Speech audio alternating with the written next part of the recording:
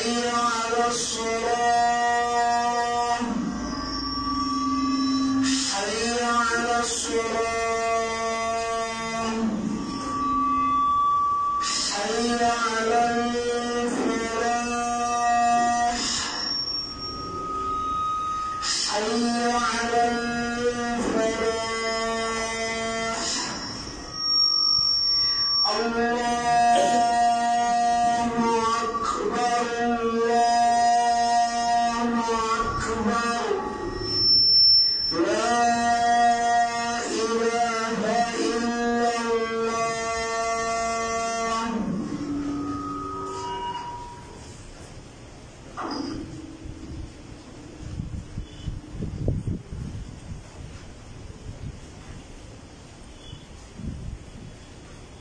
الحمد لله رب العالمين. الحمد لله القائم الذي خلق الموت والحياة ليبلوكم أيكم أحسن عملا. إن الحمد لله نحمده ونستعينه ونستغفره ونعوذ بالله من شرور أنفسنا ومن سيئات أعمالنا. من يهده الله فلا مضل له ومن يضلل فلا هادي له. وأشهد أن لا إله إلا الله وحده لا شريك له وأشهد أن محمدا عبده ورسوله صلى الله عليه وعلى آله وصحبه وسلم كثيرا. أيها المسلمون اتقوا الله تعالى فإنه بتقوى الله تعالى تزكو النفوس وتصلح الأعمال أحوال. وإن مما يعين على ذلك تذكير الموت أو تذكر الموت وسكراته وقرب حلوله ومقدماته. فاستعدوا له بالأعمال الصالحة والتوبة من الذنوب. قال النبي صلى الله عليه وسلم: أكثروا من ذكر هذه اللذات أكثروا من ذكر هذه اللذات كان الموت. رواه ابن ماجه والترمذي. وإذا كان الموت هو مصيرنا والقبر هو ملجأنا فإنه لا بد من الوقوف على بعض أحكام الجنائز. وقد كان هدي النبي صلى الله عليه وسلم في الجنائز أكمل الهدي.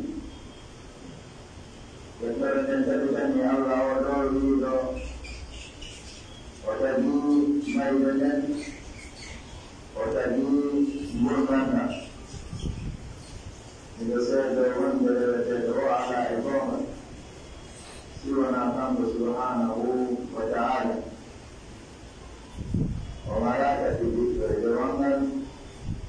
إذا سيدة وانجل النبي محمد صلى الله عليه وسلم وجاء الله ونعم بوني الله ونرى الله ونعم بني ونما كوكتيرو ونعيبه نقول الله وجوده أي الله ومن بدو ونرى إدو بيو لمكة إودي لمكة من الصحابة لمكة إنتو بلاوين إنتو بلاوين هاي من على وجههم اسم هذا يدوني وانا يقول أن أيها المسلمون وإن كون الجماعة تبعي جماعة بديل كون منهم وأيمين جماعة قوات الجيران يدوني طبعا يدون من النبي يدون إن هذا منا يمي المسلم يمي الوقت هاي كون يقول ده منه قصار منه فضل كل أمر الله. اتقوا الله تعالى كل نهل كل نهانا يميل بالمداومة دون ضمر يدعو كل الله فإن لا إمام المتقين صلى الله عليه وسلم وعلى وكان الإمام ولو الله وعلى كل يوم الأمر يا أيها النبي اتق الله أيوه وسأقول الله تذكر النفوس ومن ذلك وتصلح الأحوال الحالية ممكنة بجاء أولك جاء ممكن ما جاء ممكن بالله الحالية ممكنة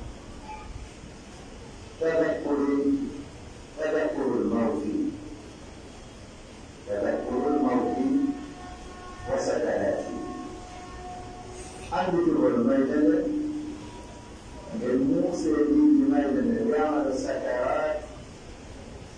السكرات وسلام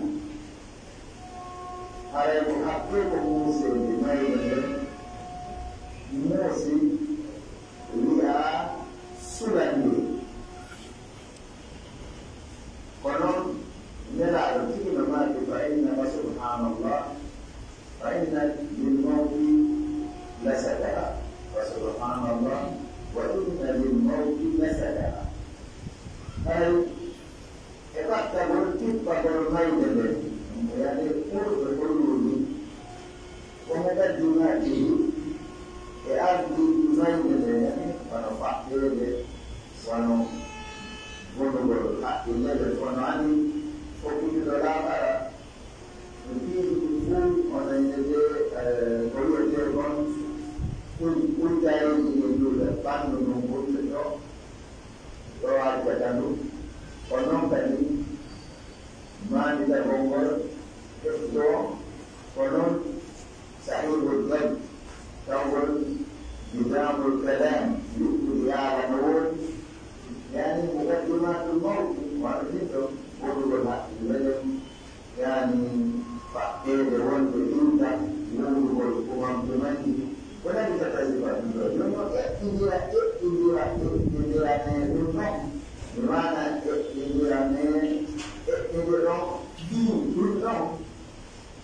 بالأعمال الصالحة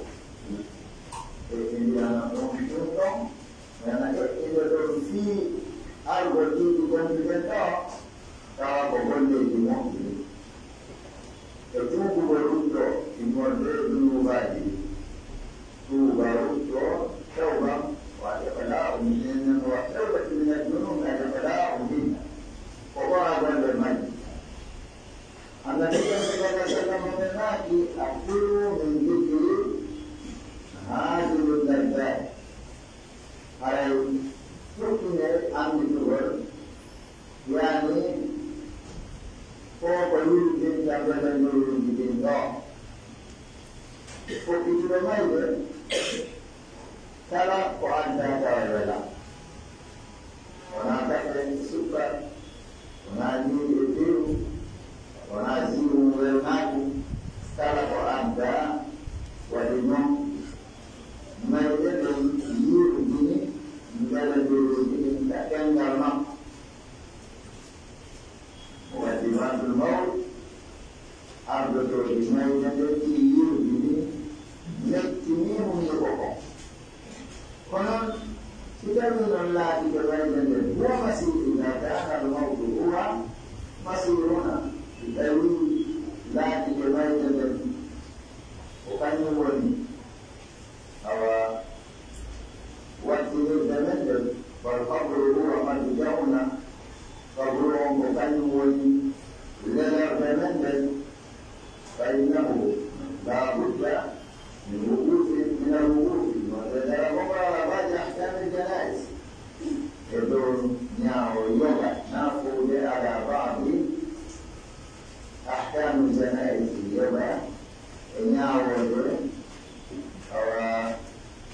في فروضه وقد كان هدي النبي لكن سير على النبي سيعطيك السنة هدي النبي هو سنته سنة النبي صلى الله عليه وسلم في الجنائز أكمل والجمهور سترى النبي مشتملا على نبي النمط على الإحسان للميت بدون معتبر ومن بدأ كميتهم مشتملا على النمط على الإحسان للمعتبر للميت ومن بدأ كميت ومعاملته كل من يذكر بما ينفعه وننفع في قبره ويوم معاده ينظر بالجماعة لا وعلى الإحسان في رمضان يقول سنة محمد الموت يوم محتكم إلى أهله قد ينظر من ميدان وأعتارض بقصد إلى أهله ميدان وأول هذه الأحكام أرموا لو يعود وأول هذه الأحكام حرم ابن يعود زيارة المريض حال مرضه يا والدار نوم روسا أو نوم نرنام مريض فاضل هذا تسكت ثم بدل تخفيف الحزن يعني لأهله يعني يجيب لنا النوم بدون أوضة تمثيل حتى يجب الله منه ورفعان بإيمان بس قوة يعني دارمه ولو كان يزيد الحزن أمان ثم بدل سنهم كلهم كان ينام نفسه كم قتيل يقول يعني وسطه عنه ما يقول ولو ما موتيتي وكان يقول الموت لما الموت أجناد أنا نو ولا يجي جاتي بماكو ما سابو بماكو سيالي من كان يخطط العالم هذا الزيارة سنة درمتي يقول كذي ولا سياسي فوجئنا موسى كلهم كذي وتذكيري بالآخرة نسمع أنهم يتعاملون أنهم مسأول مكاكل ذلك نحن نعمل بروغرام يعني ونقول في الولاء كما لا نقول البروغرام يعني الإسلام أدنى من قولان من ولا يوجد وهم تلعبنا يتعلم ما هو ينويوسنا وبما نعتمهم ونفكي يورد أدنى أنا ديبنا في بروغرام تقول هذه بقول وأن الكتاب وسيلة وتذكير وأمره يبلغ معهم في وصية والتوبة جو وصية قول وصية قول يعني وانو نجد لفعل كما يقول لفعل كتير ما هم يوانتم ما قولتم فعل كايوان تبين ما لفعل يوندس نوايون ما يملا قولتم فنم تتوب قولتم فنم أيضا يقولون وتنبيه الشهادة ليكون آخر كلامه من الدنيا يقول لا إله إلا أشهد أن لا إله إلا الله فيه وتنقل آخر كلامه من الدنيا ثم تقول يا وجه أو كوريين أن يتعود نحن ما يدعو ما يتعود ما يوم حتى يفهمني ما يدري وهذا البرنامج حتى هنا يدري ليكون آخر كلامه من لا إله إلا الله قال أنس بن مالك رضي الله عنه كان غلام يهودي يخدم النبي صلى الله عليه وسلم ولكن فالقوا اليهود قلب كل عن النبي الذي يرتب محتوى إلى لا نريده فأتاه النبي صلى الله عليه وسلم يعود أنه يهودي نلا ذلك نوبلكم مع شرفه ونجرتكم أن نلا وفضله يقول أن نلا نريده يعني يقول هذا تجد بسيدي بلاري فقال إن راسي صلى الله عليه وسلم نلا عليه سيني أكثر من غيره قلبه يتولي وقال له صلى الله عليه وسلم الباب المقر يقول نلا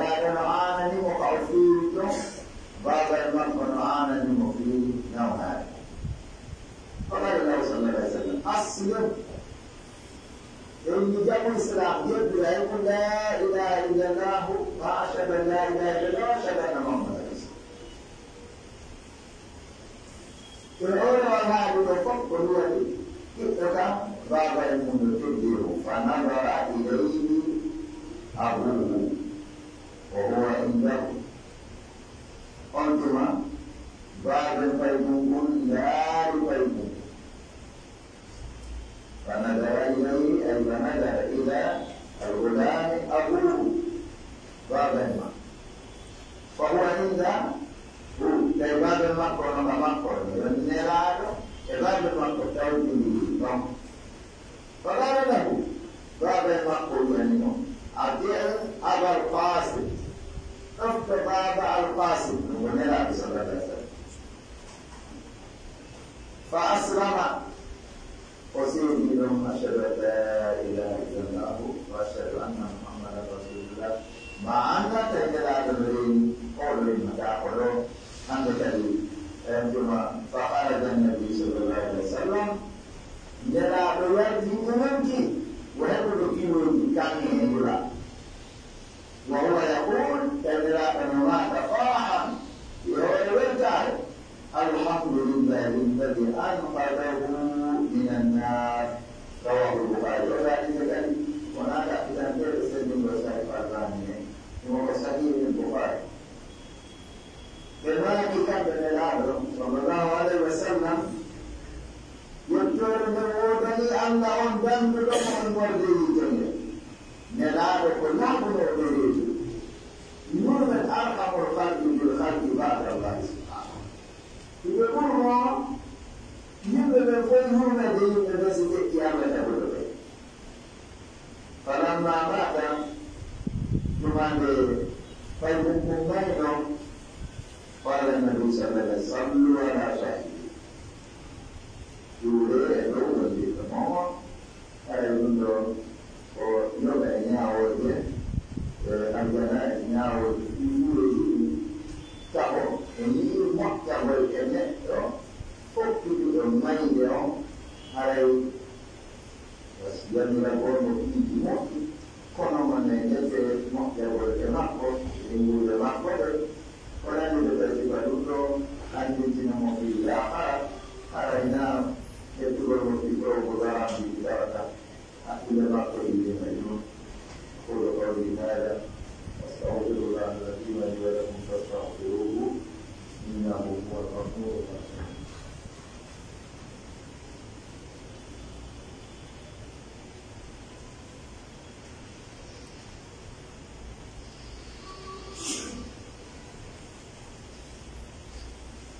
الحمد لله القائم الذي خلق الموت والحياة أشهد أن لا إله إلا الله وحده لا شريك له وأشهد أن محمدا عبده ورسوله صلى الله عليه وعلى آله وصحبه وسلم تسليما كثيرا.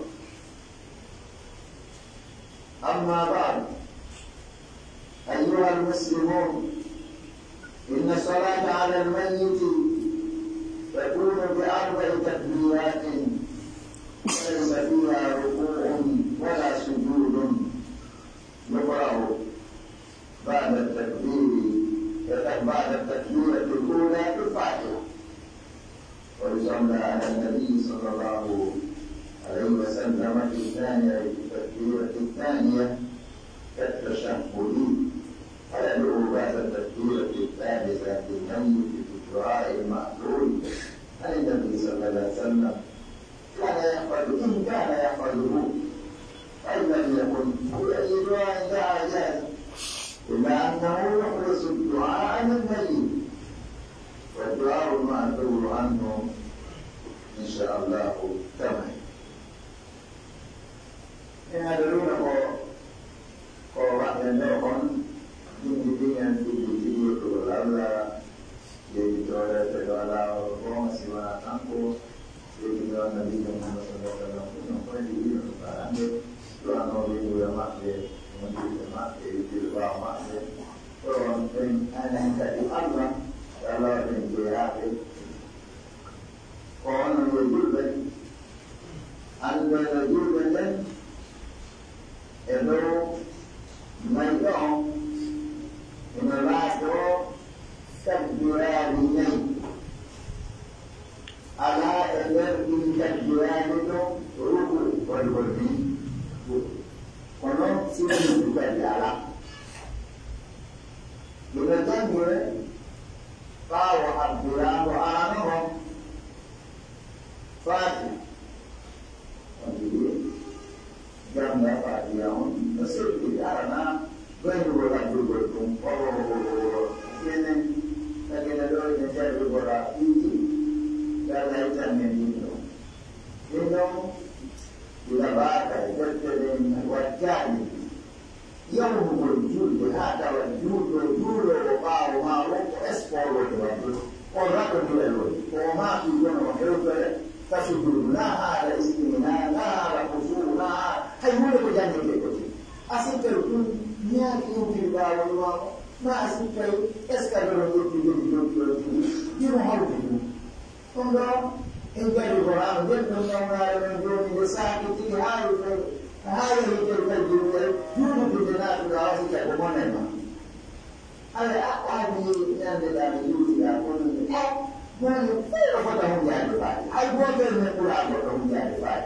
E depois de não ser lindo, quando a minha irmã monta no foto mundial de faz.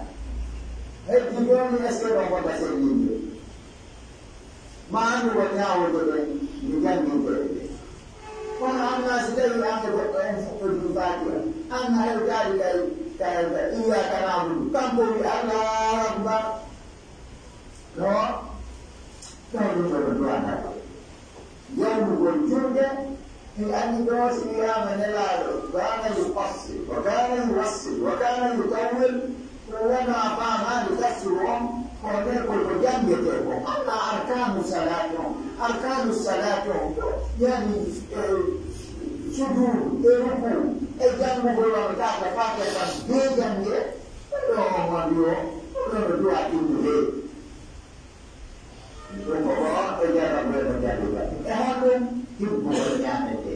والله الذي نفسي بيده سعيد والياد أنا رأيتها سر الإسلام الأكبر سياني وتعكي عند الشيطان وأكبر المحونة التي قولا لغدوا السليك فأيها الإله وتعبقنا عن نعمة Jibu dia tadi auditnya dapat apa punya lagi kosong lagi yang punya baru tinggi kok apa dia baru auditnya lagi anal koran hera sangkiu koi boleh tak?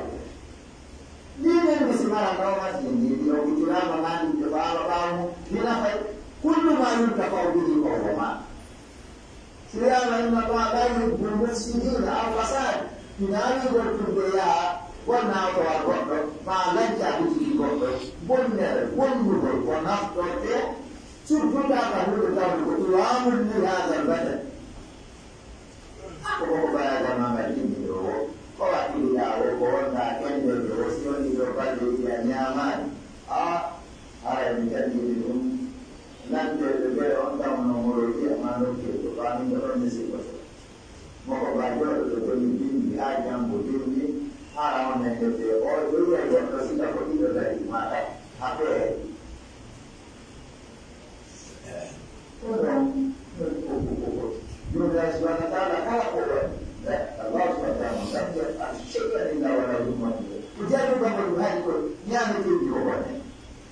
Karena anda sadar itu, kita boleh kita dunia aja, kaya arah Mungkin mereka ada dunia itu, muak ya dalam bulan tak percaya di dolle ada berkumpul, itu yang terfok nak itu.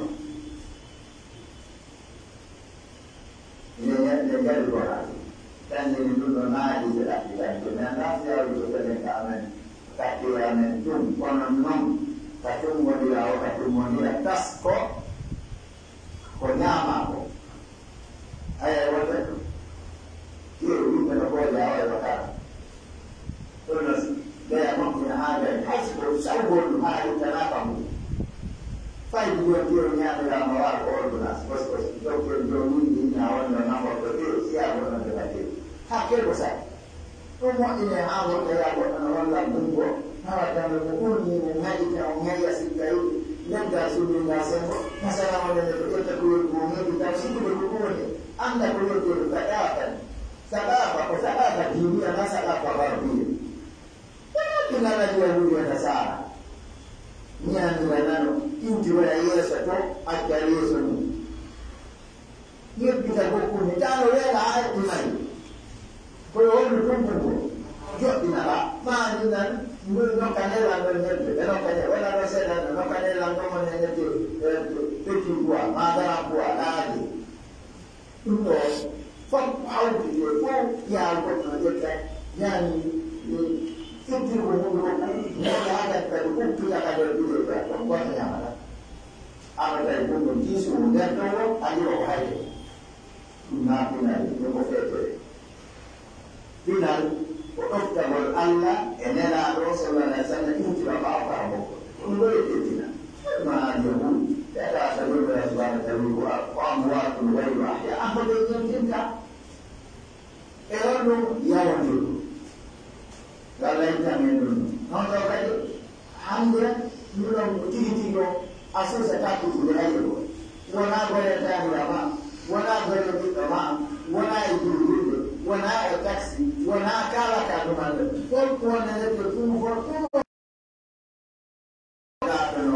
no nyameno sahaba watu wenye nyamena salatu jua no mokadi inni ondiga wale بعد التكبيرة الثالثة للمجد دعاء معذورة دعاء الدعوة النبي الخير كل الخير اتباع النبي والشر كل الشر الابتلاء وحده بالفوق كلني الخير كل الخير في اتباع النبي صلى الله عليه وسلم والشر كل الشر في الابتلاء بنا فوق ولا بقول أنا جاء كم يجني على يا هو جاء Pak Kolomo, video apa dia ni? Sunnah kami. Kolomo, orang ada pernah dia tu benar, orang bermadina Kolomo ini. Nyala orang yang foto orang ini. Ada sebab dia berhenti berdekat. Nyala orang misalnya. Ini tu, waktu di sunnah nyala orang foto. Orang selalu aku juga berdekat. Ada dia malu cuma yang saya follow. Ada juga bikin merah. Dulu saya punya pengurus punya komputer terakhir menjadi amat. Awalnya dulu cancel nanti apa dari. Gua akan ada tutorial apa tahu ibunya. Karena yang komputer yang menjadi orang lagi yang mau. Wala pertama aku dah tahu dulu. Orang tu boleh kaya berjaya kaya kau. Kita tahu hotel rumah kita tahu kaya. Wajah kita tahu kaya asal.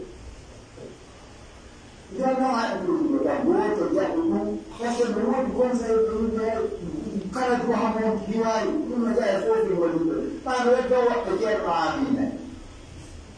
Kalau aku tu hamil, ni orang ni hamil tu kalau orang ni. Aduh, orang terbaik. Ani naskah waktu foto dengan mahama yang dia nak kalau berjuang kalau mau berjuang ini. Tidak boleh berjuang dengan ini dan tiada amin. Jangan mau berjuang kembali, tapi berjuang. Kuliah dia itu program tidak terjadi sendiri mereka ada perempuan, ada yang prefer di waktu di Malaysia. Ada anak perempuan, orang jualan di Indonesia yang rumah jasa jualan insan. Kau menjadi ibu dia mana? Kau orang tu dia polis. Kau mana jual betul ni jual barang orang mana pun. Kuasa ayah mana ayat. Jasa Sulaiman itu nama Muhammad, nama Masyarakat, nama Ibrahim Koyar. Sebelum mengarah cuma ajuai di dia kadang. Kalau dia tahu dalam benda Pak Rahman, Sulaiman, pasal itu kan dia sahaja yang kontrol. Terus dia kontrol tak saya. Ebro. Dia boleh dia. Jika kita bangga di negara wakil dunia, apa orang berusaha? Tak perlu menfolio tak, tak perlu saya. amma ka ɗaɓɓere gandal diina e wino ngani tan gongo caama to ɗiɗaala wonde ɗen onne defeereyo ɓen ɗon o wakkilanayi ɗon alay ɗo kaani de kono waɗi duwa e gaare nelaaɗo ey min kaana yaɓɓadu ko mamago pateneɗumawɗo kadi aɗa ɗon yaaki duwayumo ɗum ɗon noon no ɓuri aduyone an golleroɗo si imamude moom jaaki duwa hay gooto ko duwarande hay andu wonde koko andata ka hiwondiwa faati ay waɗaɗi e hoyi e gaddanko ɗuman e ɗo moƴƴere amanen ndin an nelaaɗo sammal mawta musiba an wiya mawɗon moƴƴere abu nelaaɗandude arabu nelaaɗo wi mayde masini nene goɗɗo maaya babay goɗɗo maaya ilgu goɗɗo maaya ɓiɗɗo makko maaya wiya ko nde ɗo jaka moƴƴere allah heɓi oɗo musiba allah heɓi nelaaɗo yaari emayde allahumma ajurni ala hayri ko ala maɗa ala musibati ona isdayɗa gaɗinora ko woni e ɓeɗɗo goɗɗono gaɗinora ko woni e bimbiɗi onon ɓayɗino kadi o yaha ka fotto ɗuɗo kadi waɗa koko duno wiwasi oɗo no dande o yino waɗe wokoɗuwa so yeyo kuuɗo a wino waɗe o waɗi waɗa o yeyo o a wino waɗe o gandita ko hunde waɗde o yi nden hunde no waɗa nde piiji nayi ta goɗɗinana ɗenɗen ko gootu wonata toon فإني دائما يقول مهما كثرت الأقوال فالحق فيها ماذا؟ واحد أجري واحد أنا غير نقول كنا على ما بيجي بسر أنت مساكم أنت جيتوا كل ولا يقول واحد واحد جل ما قلت له نندرو أقول له نندرو أقول له نندرو saya ada belum ada tahu tak saya belum ada tahu tak apa tahu tu orang tak tahu tu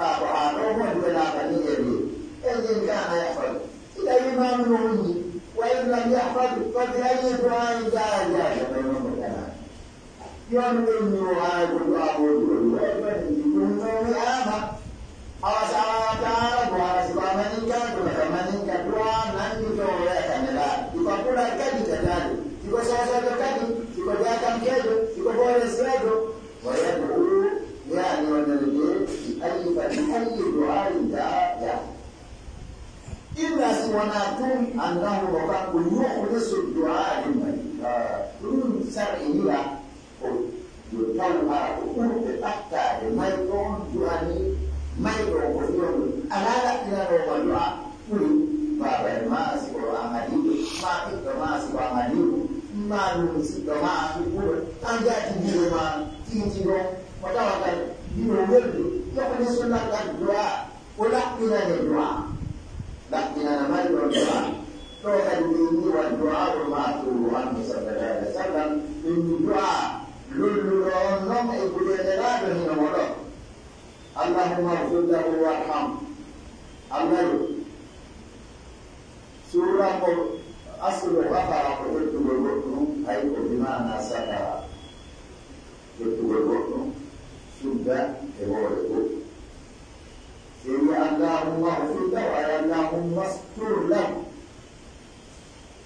الله رحمه الله سورة بمعنى بركة جمعه يا الله وارحمه الله يرحمه وعافيه الله تبارك وتعالى يسلم ويغلق آفات واعف عنه الذي يعفو ويعفى نومه وأكرم نزله اهدنا ويتيكم أو يبرر ما قبل ووسل مدخله أو مدخله معنى القرآن يادنا ويتيكم ناتي ما قبل ووسل مدخله بالماء لأنه الثلج مرمد والبلد يقوم أو أحوانا إلى من الخطايا يمرد كما أن الثوب الأبيض أنا لكن يقول من الدنس وأبدله واحتدنا ودارا بل خيرا كل محدود من داره وإذا لم أكن واحدا نريد خيرا كل محدود من هذه يقول لم أكن وزوجا يصنع خيرا كل محدود زوجي بسنة جماعكم وزوج والأصل حتى لغة القرآن جاء مسلم أنت وزوجك وأنا زوجتك فوئه دندام فتنة القبر يعني والجنة تذكر وعذاب النار عذاب التيجر وعذاب الجنة أنا مع الجنة مسلم ولا يجب مثلا مسلم ثم يكبر تكبيرة الرابعة ويسلم تسليمة واحدة عن يمينه دون يساره لا يكبر تكبيرة إنهم لا يسألون من يدعون الحق الكافر فبلا يجوز مسلمة لا يجوز الإمام هذه يعني يدخل الدنيا يدخل فيها ما بقول ويا فهم ما وعلى فأنا عليكم دينكم بالعند كانوا وما نجاو جو كما أقول وما نجاو كما أقول يوم يا وفي أحكام الجنائز إذا نقول ما يجوز على الجنة إذا ترى تقول أو وتعملون ويقولون يا وجه يا أنت بيجوا تقولوا أنا ونادي يقول لنا وسنو يا جدي تقولوا فهذا يقول لك وما كمل وما نفوق الدنيا ما دون يجوا ما كدوكر أنقول يا جدي تقولوا نبلغ أنا mana usaha Rasul sallallahu alaihi wasallam itu berkata ya siapa yang berani dengan cara anda kan atawan mualla berjalan di nayo aiso nama makapor ana kali ini orang itu beromai alai sinuno beti jadi ada numpuk kecil kalau kita koyote konane Ani nanti dia masuk, wali nanti akan bertolak ke dalam dimana awak kono wajib dia kafu kono berjalan kono dia itu di awak itu kono kasarinya orang berluti awak ini sini kapur dorong ke mata dorong ke rumah buat juga untuk dia nyari menyerah awak itu di rumah ada yang dipakai orang kita dorong ke mata untuk dia iman masalah atau Jangan cuma dulu berlawan. Waktu ini dulu berlaku dengan Corona terjadi di sini dulu. Allah itu lagi nawan nawan kita di campur dah. Ayo adalah benar kita dia kama benar kita dulu. Wanita kata kalau ujian berjalan dah. Pun itu Corona apa masalah itu orang. Kalau Corona tadi kalau kata berlawan itu Jepang itu. Kapan dengar Coronanya? Dia namanya tu, Jalo anggota percetakan pun, Jalo itu percetakan pun naik. Jadi siapa lagi yang berada di mana?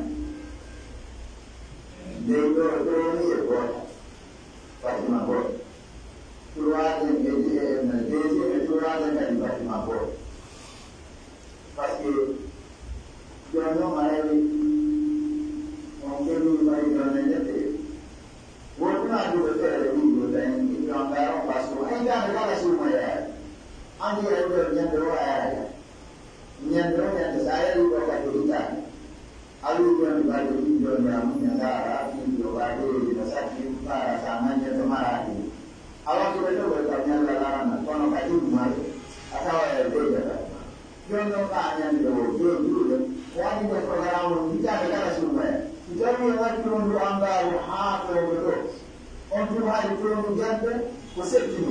Kalau itu janda itu dunia buat sensa, pasti bermuara kepada itu. Waktu itu saya sendiri dunia orang hafal betul buat. So betul orang. Dia bisnis, dia janda. Kalau yang anda baca itu, orang yang mencoba semua itu, ini yang wadah jamak. Ada teman. Kalau dia berada mau dia ko material ini sampai kata yang ada di Indonesia. Dia juga berarti sebenarnya sekali nama yang diambil tuman. Ayat bisiki kata menjara. Ina sezini yang memperoleh arti. Ada juga saya udah lagi di sezini. Masih pun orang beli ada. Ini dia juga dia kau orang mengenali itu. Pai betul sezini kali nanti betul. Argumen ini ada dia berada. Anti yang di mana? Saya terlalu banyak dari sistem itu dari dasar itu dari kuasa. Ada dua kajian ini. Siapa yang ada siapnya yang mana fisik yang itu musuh kawan ni, macam tu dia, oh di pulau, oh di ala nasi, kau kan di mana kerana? Kau kan di mana saya di mana kau telefon, orang mereka kata, orang dia ni tinggi, kau ada mau benar makai no, kau kata kerana orang ni, orang ni tu kau kata kerana bawa, kau yang nama dia, kerana kau mulu saktiwa, kau berusaha dia tu, orang tu berkata. Jangan berkonak itu tahu jangan boleh jangan banyak jangan boleh jangan boleh jangan.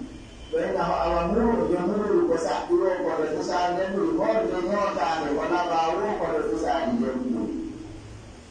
Hari Inch'Allah pada menurut itu orang ini orang bertahu orang bertahu kali ini problem kurang.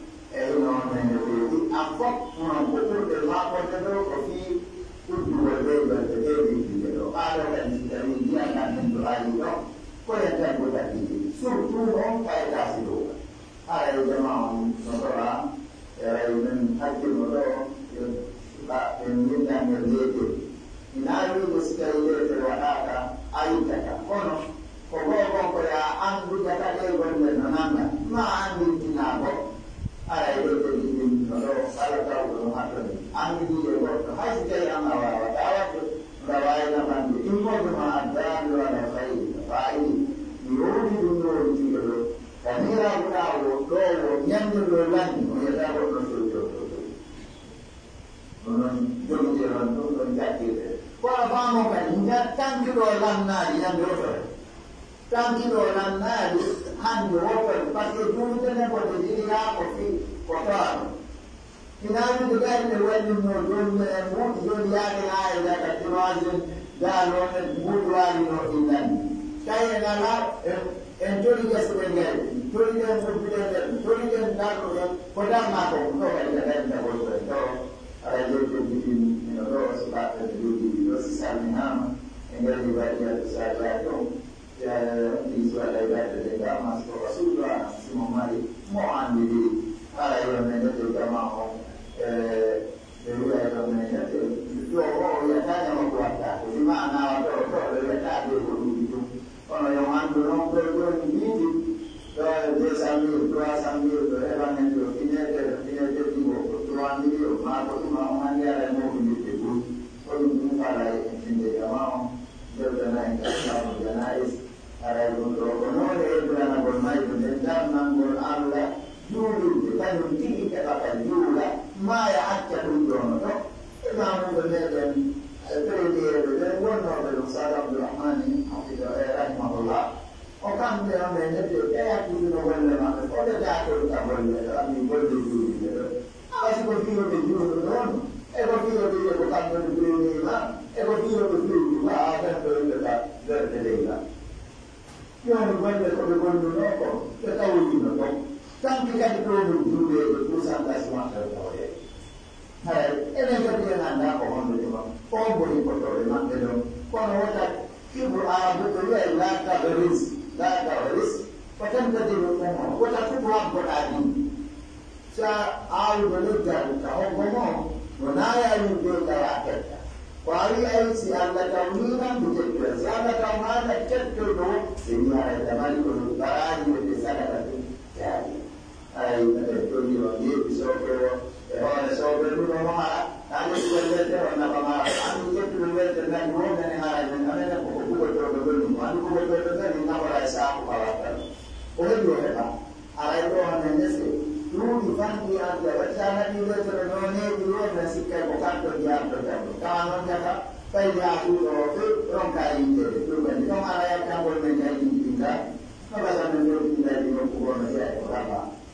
Ada orang yang tidak orang yang jual di luar negara di luar yang dulu nak imam orang itu hina kata di orang itu orang apa pun saya orang apa kata di dulu. Kata dulu yang orang seperti itu orang nak berkata, hai kaki rumah yang boleh kamu, hai kaki rumah yang boleh kamu. Kau berkata, Allah mengajar Islam Muslim, ada syekh Muslim, Ramadan ada keadaan, Ramadan ada keadaan, mana wafat, Muslim, Ramadan ada keadaan, Istighfar,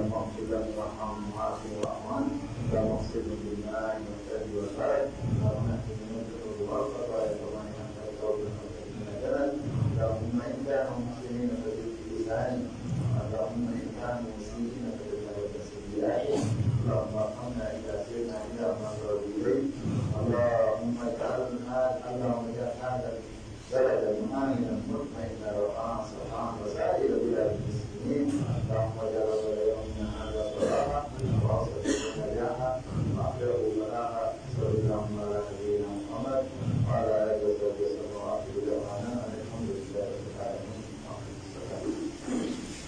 الله اكبر الله اكبر اشهد ان لا اله الا الله اشهد ان محمدا رسول الله حي على الصلاه حي على الفلاح قد قامت الصلاه قد قامت الصلاه الله اكبر الله اكبر لا اله الا الله.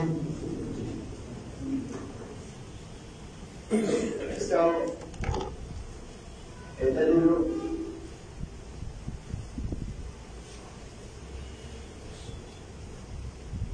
سيكون هذا العنوان البرجين حتى تقدم الناس يرزق الله المنزلين الرواية كلها فيجوز تكون المقاربة في المنزل كسيرة في مبادئ النمو لا يعرف مبادئ المنزل السلطة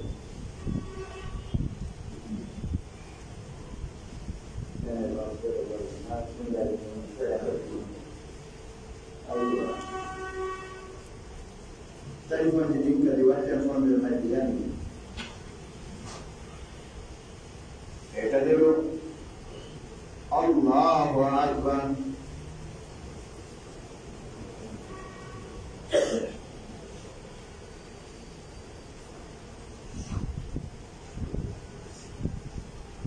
الحمد لله رب العالمين الرحمن الرحيم مالك يوم الدين إياك نعبد وإياك نستعين اهدنا الصراط المستقيم صراط الذين أنعمت عليهم غير المغضوب عليهم ولا الضالين.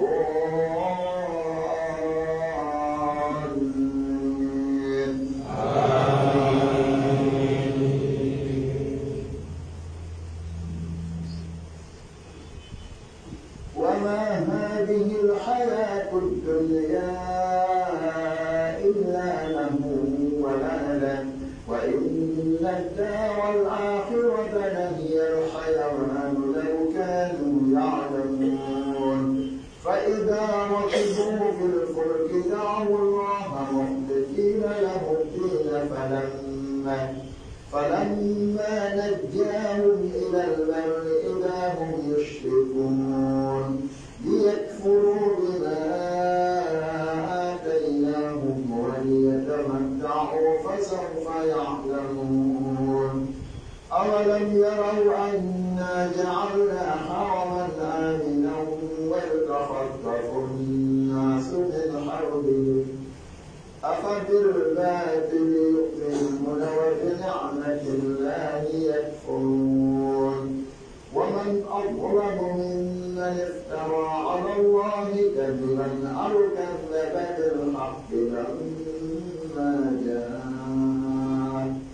أليس في جهنم مثوى للكافرين.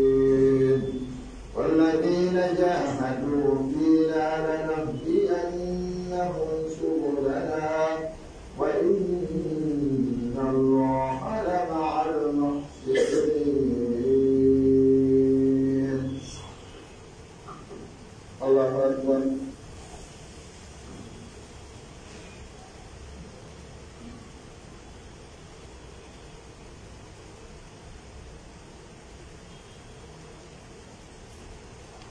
سمع الله لمن حمده.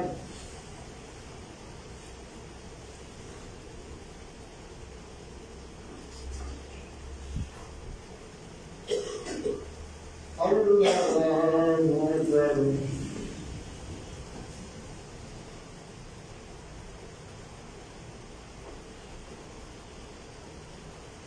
الله أكبر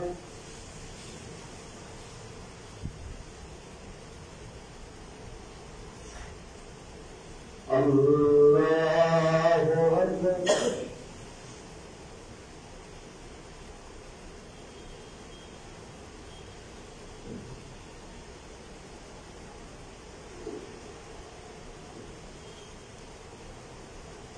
الله أكبر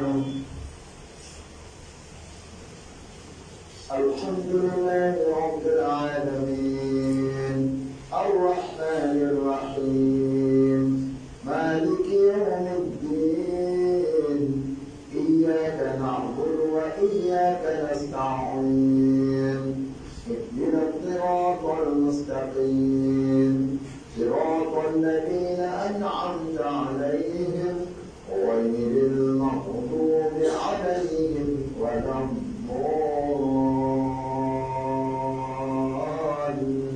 الضالين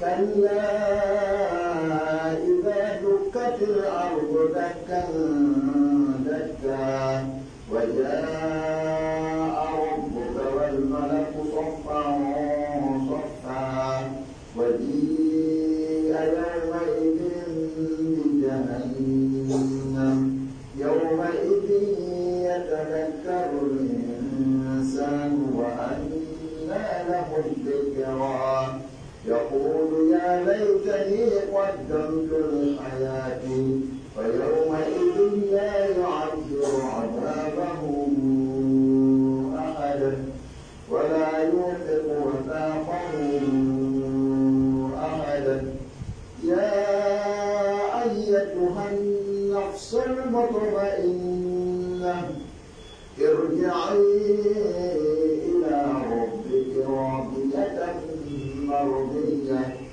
فادخلي في عبادي وادخلي جنتي الله أكبر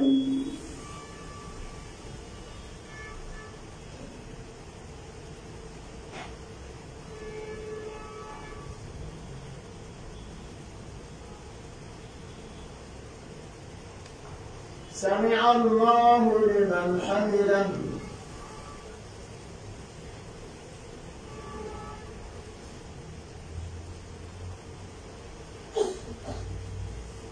الله أكبر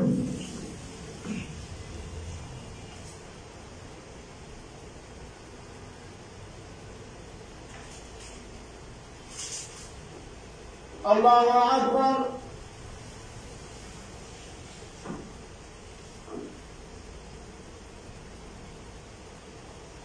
الله أكبر